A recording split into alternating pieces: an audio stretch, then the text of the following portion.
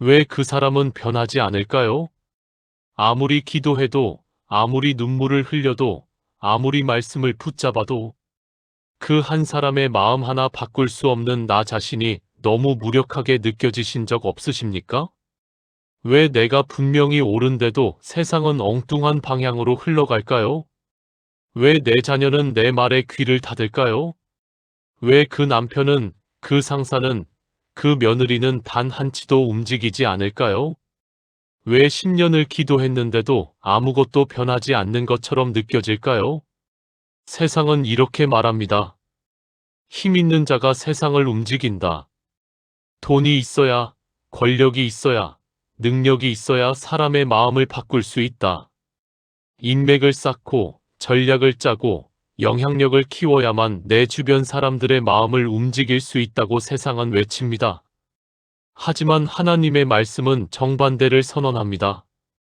잠언 21장 1절입니다. 왕의 마음이 여호와의 손에 있음이 마치 물줄기 같아서 그가 임의로 인도하시느니라. 임금의 마음입니다. 왕의 마음입니다.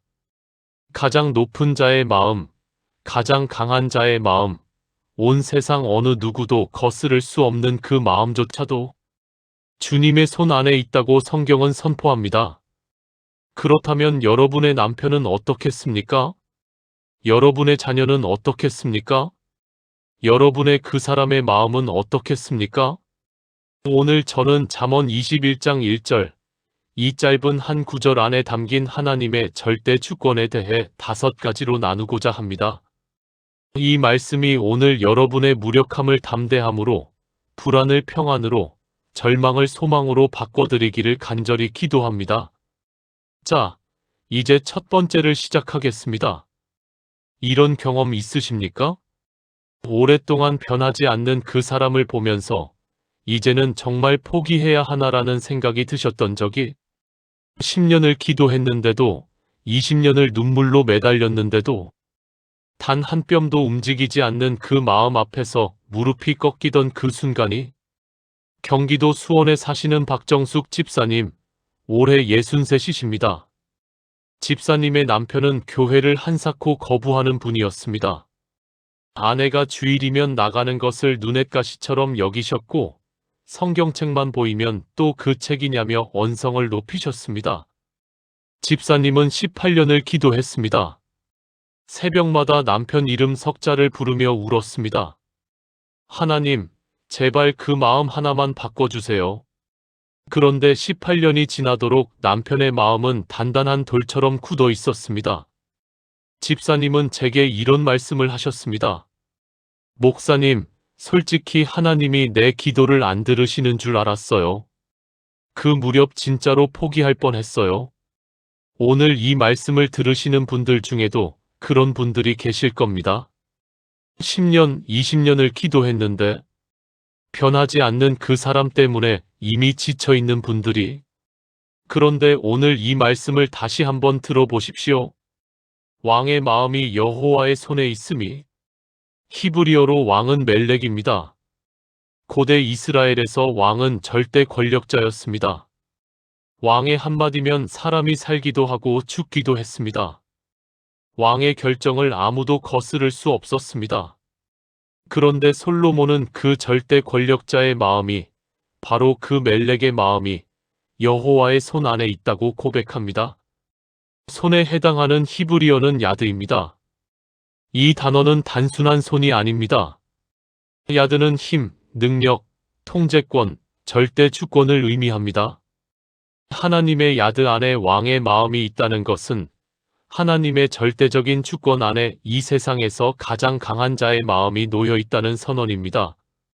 자, 생각해 보십시오. 왕보다 더 강한 존재가 어디 있겠습니까? 그 왕의 마음도 하나님 손 안에 있다면 여러분 곁에 있는 그 사람의 마음은 당연히 하나님이 쥐고 계십니다. 그 굳은 마음, 그 거절하는 마음, 그 무뚝뚝한 마음, 그 차가운 마음, 모두 하나님의 야드 안에 있습니다. 여러분이 바꿀 수 없는 마음을 하나님은 바꾸실 수 있습니다. 박정숙 집사님 이야기를 마저 해드리겠습니다. 집사님이 포기하려던 그해 겨울, 남편이 갑자기 쓰러지셨습니다. 뇌경색이었습니다. 병원 중환자실에서 사흘을 보내셨습니다. 그 사흘 동안 집사님은 한숨도 자지 못하고 기도했습니다. 하나님, 이제는 정말 당신만 바라봅니다. 열흘 후 남편이 의식을 되찾았습니다. 그리고 집사님의 손을 꼭 잡으며 생애 처음으로 이렇게 말씀하셨습니다. 여보, 나도 교회 가고 싶어? 18년이었습니다. 하나님은 18년 동안 그 마음을 준비하고 계셨던 것입니다. 사랑하는 여러분, 여러분이 포기하려는 그 순간에도 하나님은 반드시 일하고 계십니다. 그 마음은 이미 하나님의 손 안에 있습니다. 함께 기도하시겠습니까? 전능하신 하나님 아버지, 오늘 이 말씀 감사합니다. 왕의 마음도 주님의 손, 야드 안에 있음을 고백합니다. 제가 바꿀 수 없는 그 마음, 제가 움직일 수 없는 그 사람을 지금 주님의 손에 올려드립니다.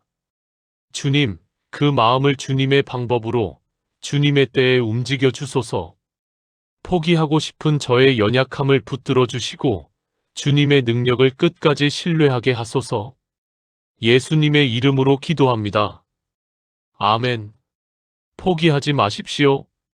하나님이 이미 그 마음을 쥐고 계십니다. 그렇다면 하나님은 그 마음을 어떤 방식으로 움직이실까요? 두 번째를 보시겠습니다. 혹시 이런 생각을 해보신 적 있으십니까? 하나님이 전능하시다면 왜 이렇게 오래 걸리는 걸까요? 왜 번개처럼 확 바꿔주지 않으실까요? 참 솔직한 질문입니다. 그리고 정직하게 말씀드리면 저도 그런 기도를 드린 적이 있습니다. 하나님, 드라마틱하게, 한 번에, 확실하게 바꿔주세요. 그런데 성경은 이렇게 말씀합니다. 마치 물줄기 같아서. 여기서 물줄기에 해당하는 히브리어는 팔게이마임입니다. 이 단어는 거대한 폭포나 쏟아지는 폭풍우가 아닙니다. 농부가 논밭에 물을 대기 위해 파놓은 수로, 잔잔한 작은 물길, 조용히 흐르는 실개천을 의미합니다. 조용하고 잔잔하게, 그러나 멈추지 않고 흐르는 물줄기입니다. 이것이 바로 하나님이 마음을 움직이시는 방법입니다. 폭발적으로 단번에가 아니라 조용하게 꾸준히, 그러나 반드시 방향을 정하고 흐르십니다. 강원도 춘천에 사시는 이순례 권사님, 71살이십니다. 권사님의 큰아들은 서울에서 사업을 하는데 30대 때부터 교회를 떠났습니다. 엄마, 하나님은 내가 왜 사업에 실패했는지 설명 못해? 아들의 마음에는 하나님을 향한 원망이 가득했습니다. 권사님은 아들을 설득하려 했습니다.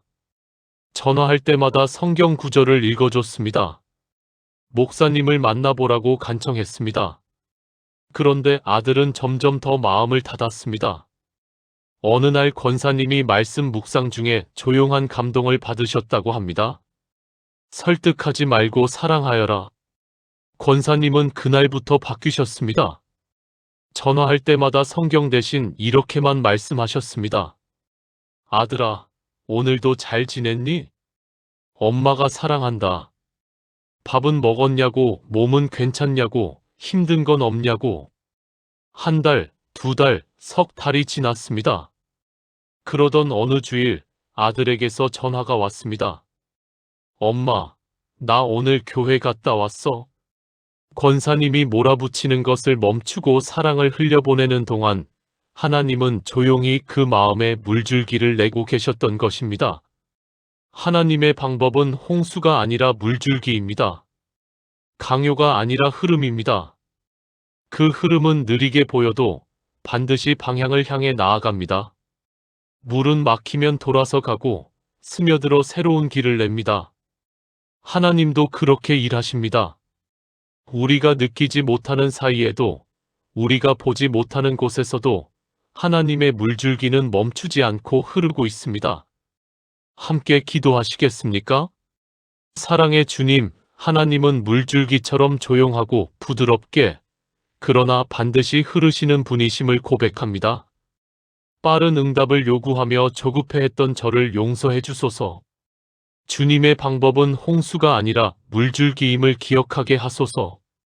제 속에도, 내가 사랑하는 그 사람의 마음에도 지금 이 순간 주님의 물줄기가 흐르고 있음을 믿습니다. 그 흐름을 신뢰하며 기다리는 믿음을 허락해 주소서. 예수님의 이름으로 기도합니다. 아멘. 하나님은 물줄기처럼 반드시 흐르십니다. 그렇다면 그 흐름을 위해 우리는 무엇을 해야 할까요? 세 번째를 말씀드리겠습니다. 여러분, 이런 생각을 해보신 적 있으십니까? 저 사람이 변하려면 분명히 이런 방법이어야 할 텐데. 우리는 하나님께 기도하면서도 마음속에 미리 방법을 정해두는 경우가 많습니다. 저도 그랬습니다. 이 사람은 큰 사고를 당해야 정신 차릴 거야. 이 상황은 내가 이렇게 말해야 풀릴 거야. 저 사람은 저분이 한마디 해줘야 바뀔 거야. 그런데 잠언 21장 1절 마지막 부분이 이렇게 말씀합니다. 그가 임의로 인도하시느니라. 임의로에 해당하는 히브리어는 나타입니다. 이 단어는 기울이다, 방향을 정하다, 원하시는 곳으로 이끌다는 의미입니다. 하나님이 원하시는 방향으로, 하나님이 선택하신 방법으로 이끄신다는 것입니다. 우리의 방법이 아닙니다. 우리가 예상한 경로가 아닙니다. 하나님이 선택하신 방법으로 이끄십니다. 성경에서 이 원리가 가장 극적으로 드러난 인물이 있습니다. 바로 요셉입니다. 형제들에게 팔려 노예가 되고 억울하게 감옥에 gat혔습니다. 요셉이 상상했던 방법은 하나님의 방법이 아니었습니다. 그러나 하나님은 바로 그 감옥에서, 바로 그 노예의 신분에서 물줄기를 흘려보내고 계셨습니다. 그리고 결국 하나님의 인도하심이 가장 완전한 결과를 만들어냈습니다. 부산 해운대에 사시는 최명의 집사님, 68이십니다. 집사님의 둘째 딸은 오랫동안 믿지 않는 남자와 동거 생활을 하고 있었습니다. 집사님은 몇 번이나 딸을 설득했지만 딸은 오히려 연락을 끊어버렸습니다. 집사님이 생각한 방법은 딸이 그 관계에서 상처를 받고 스스로 돌아오는 것이었습니다. 그래서 기도할 때마다 그 관계를 빨리 끊어주세요라고 간구했습니다. 그런데 3년이 지나도 그 관계는 끊어지지 않았습니다. 그러던 어느 날 뜻밖의 일이 일어났습니다. 딸의 남자친구가 스스로 교회에 나가기 시작한 것입니다. 직장 동료의 권유로 시작된 그 발걸음이 3개월 만에 세례로 이어졌습니다. 그리고 그 남자친구가 딸에게 이렇게 말했다고 합니다. 나 이제 결혼하고 싶어. 교회에서 결혼하고 싶어. 집사님이 예상하지 못한 방법이었습니다. 집사님이 원하던 방법도 아니었습니다. 그러나 하나님은 전혀 다른 경로로 물줄기를 내셨습니다. 그 딸은 지금 남편과 함께 교회에 나오고 있습니다. 하나님의 방법을 내 방법으로 제한하지 마십시오. 하나님은 내가 상상하지 못한 경로로 일하십니다. 내가 막혔다고 생각하는 바로 그곳에서 하나님은 새로운 물길을 내고 계십니다. 함께 기도하시겠습니까? 하나님 아버지, 제가 자꾸 하나님의 방법을 제 방법으로 제한했습니다.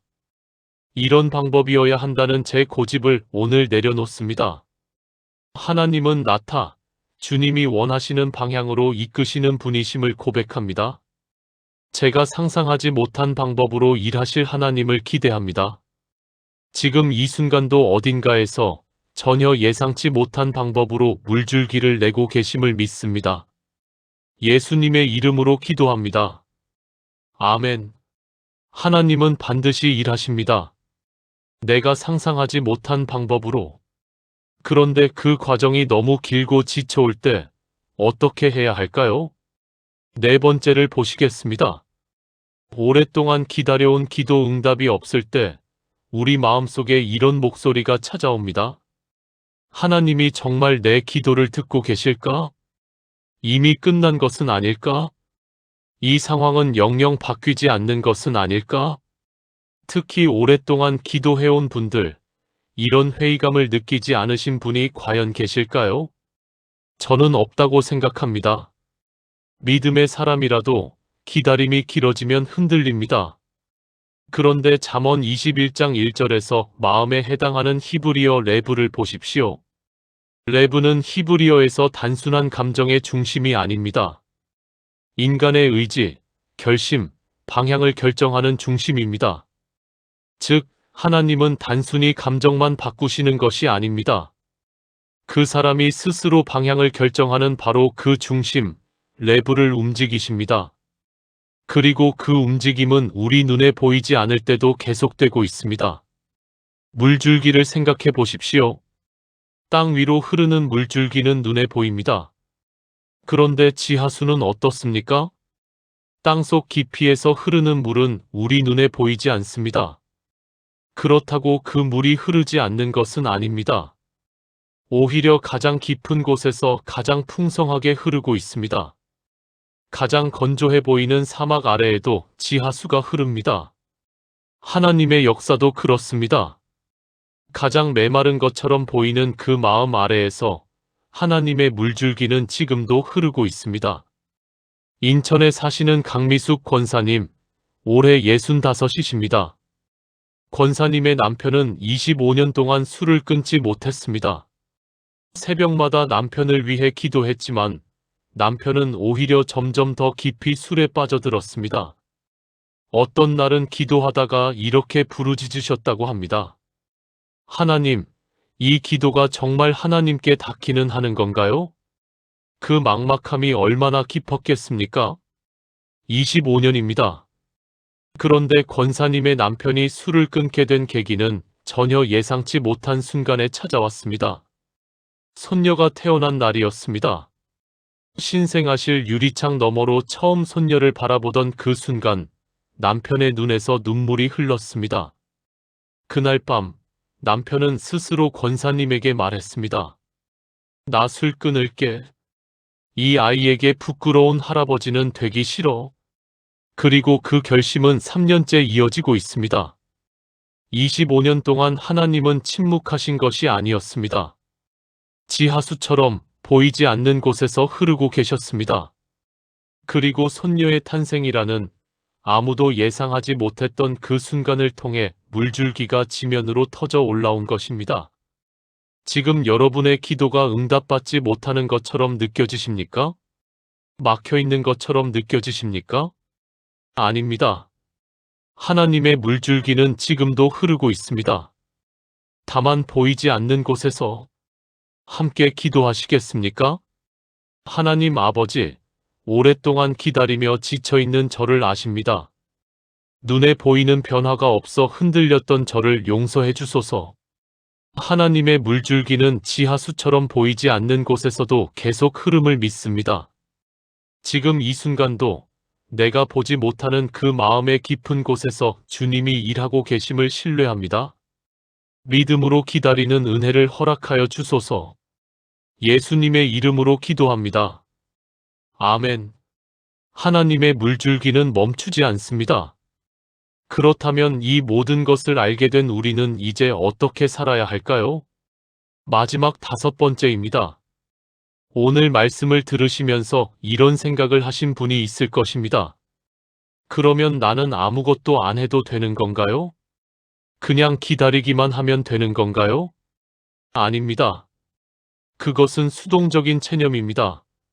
성경이 말하는 것은 다릅니다. 물줄기는 흐릅니다. 그런데 농부는 그 물줄기가 제대로 흐를 수 있도록 수로를 파고 돌을 치웁니다. 물을 만드는 것은 농부가 아닙니다. 그러나 그 물이 흐를 수 있는 환경을 만드는 것은 농부의 몫입니다. 우리도 그렇습니다. 하나님의 물줄기를 만드는 것은 우리의 일이 아닙니다. 그러나 그 물줄기가 흐를 수 있도록 기도하고 순종하고 자리를 내어드리는 것은 우리의 일입니다. 그리고 무엇보다 중요한 것은 결과를 하나님께 맡기는 것입니다. 전라남도 여수에 사시는 홍은미 집사님, 61살이십니다. 집사님에게는 20년 동안 꼬인 형제 사이에 대한 아픔이 있었습니다. 오빠와 심한 유산 분쟁이 있었고 그 이후로 두 형제는 얼굴을 보지 않았습니다. 집사님은 오빠가 먼저 사과해야 한다고 생각했습니다. 내가 잘못한 게 없는데 왜 내가 먼저 연락해야 합니까? 그 마음이 20년 동안 두 사람 사이를 막아섰습니다. 어느 날 새벽 말씀 묵상 중에 집사님의 마음에 이 구절이 들어왔습니다. 왕의 마음도 내 손 안에 있는데 내가 왜 그 마음 하나를 붙잡고 있느냐? 집사님은 그 새벽에 오랫동안 울었습니다.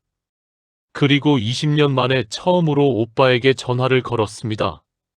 오빠, 나야? 잘 지냈어? 그 한마디였습니다. 그런데 전화를 받은 오빠도 그 말 한마디에 눈물이 터져 나왔다고 합니다. 나도 내 목소리 듣고 싶었어. 하나님의 물줄기는 집사님의 그 한 걸음을 기다리고 있었던 것입니다. 사랑하는 여러분, 하나님의 주권을 신뢰한다는 것은 아무것도 하지 않는 것이 아닙니다. 오히려 결과를 통제하려는 집착을 내려놓고 하나님이 이끄시는 대로 한 걸음씩 순종하는 것입니다. 내가 할 수 있는 것을 하되 결과는 하나님께 맡기는 것입니다. 기도하되 조급해하지 않는 것입니다. 사랑하되 강요하지 않는 것입니다. 말씀하되 결과를 기대하며 기다리는 것입니다. 그때 진정한 자유가 찾아옵니다. 내가 모든 것을 통제해야 한다는 그 무거운 짐에서 벗어나는 자유. 하나님이 하실 것을 믿기 때문에 평안을 누리는 자유. 그 자유야말로 잠언 21장 1절이 우리에게 주려는 가장 큰 선물입니다. 함께 기도하시겠습니까? 하나님 아버지, 제가 오랫동안 너무 많은 것을 제 손에 쥐고 있었습니다. 결과를 통제하려 했고 상황을 내 방식대로 이끌려 했습니다. 오늘 이 말씀 앞에 그 모든 것을 내려놓습니다. 왕의 마음도 주님 손 안에 있으니 내 삶의 모든 것도 주님의 손 안에 있습니다. 제가 해야 할 것은 하겠습니다. 그러나 결과는 주님께 맡깁니다. 그 맡김 안에서 진정한 평안과 자유를 누리게 하소서. 예수님의 이름으로 기도합니다. 아멘. 지금까지 나눈 5가지 말씀을 하나의 기도로 드리겠습니다. 함께 기도하시겠습니까? 전능하신 하나님 아버지, 오늘 잠언 21장 1절의 놀라운 말씀 앞에 서게 하심을 감사드립니다. 왕의 마음도 주님의 손, 야드 안에 있음을 고백합니다. 하물며 제 곁에 있는 그 사람의 마음이 주님의 통치 밖에 있겠습니까? 주님은 팔개의 마임, 물줄기처럼 부드럽게, 그러나 반드시 흐르시는 분이십니다. 그 흐름이 느리게 느껴질 때도, 막힌 것처럼 느껴질 때도 주님의 물줄기는 멈추지 않음을 믿습니다. 주님은 주님이 원하시는 방향으로 이끄시는 분이십니다. 내가 상상하지 못한 방법으로, 내가 예상하지 못한 경로로 가장 완전한 결과를 만들어 가시는 하나님을 신뢰합니다. 사막 아래 지하수처럼 눈에 보이지 않는 곳에서도 하나님의 물줄기가 흐르고 있음을 오늘 고백합니다. 오래 기도해온 그 이름, 그 마음을 주님의 야드 위에 올려드립니다. 더 이상 제 방법을 고집하지 않겠습니다. 더 이상 제 시간표를 주님께 요구하지 않겠습니다. 다만 주님의 물줄기가 흐르는 방향으로 주님의 나타하심을 따라 한 걸음씩 순종하겠습니다. 제 가족, 제 자녀, 제 남편, 제 모든 사랑하는 사람들의 레브, 그 마음의 중심을 주님의 손에 올려드립니다. 주님의 물줄기가 그 마음들을 흘러가게 하시고 주님이 원하시는 방향으로 이끌어 주소서. 우리가 기다리는 동안 믿음을 지키게 하시고 포기하고 싶을 때 이 말씀을 기억하게 하소서.